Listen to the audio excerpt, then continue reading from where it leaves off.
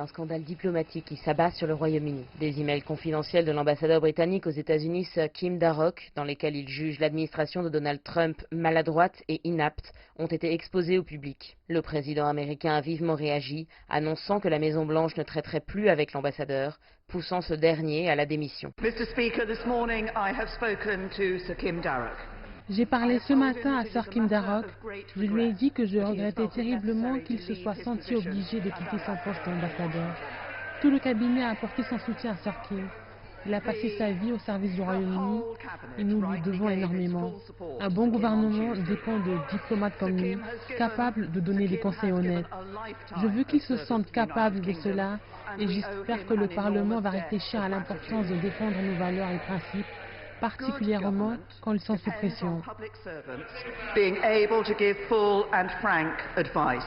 Cet incident tombe en pleine campagne pour le poste de Premier ministre et les deux candidats ont été amenés à réagir à l'annonce de cette démission.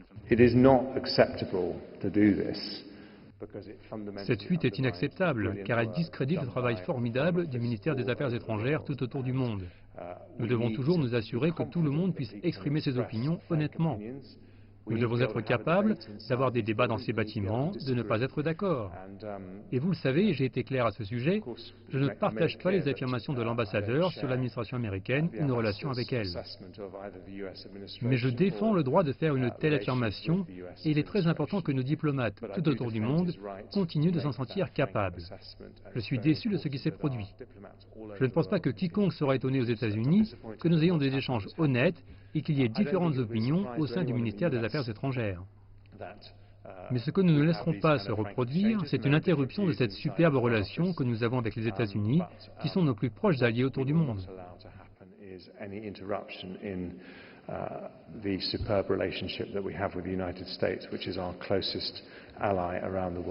L'autre candidat, Boris Johnson, est un proche de Donald Trump et s'est fait critiquer, notamment par le Parti travailliste, pour son manque de soutien envers l'ambassadeur.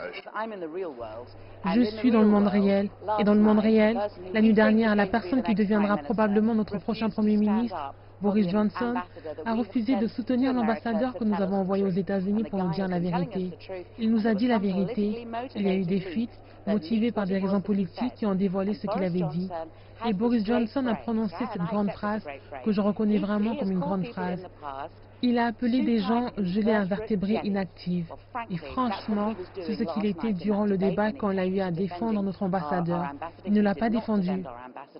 La démission de l'ambassadeur britannique aux États-Unis n'intervient pas au moment le plus propice pour le gouvernement britannique. Le Brexit approchant à grands pas, il est urgent de trouver de nouveaux partenariats commerciaux et le président américain Donald Trump a toujours affirmé sa volonté de renforcer ses liens avec le Royaume-Uni après sa sortie de l'Union européenne.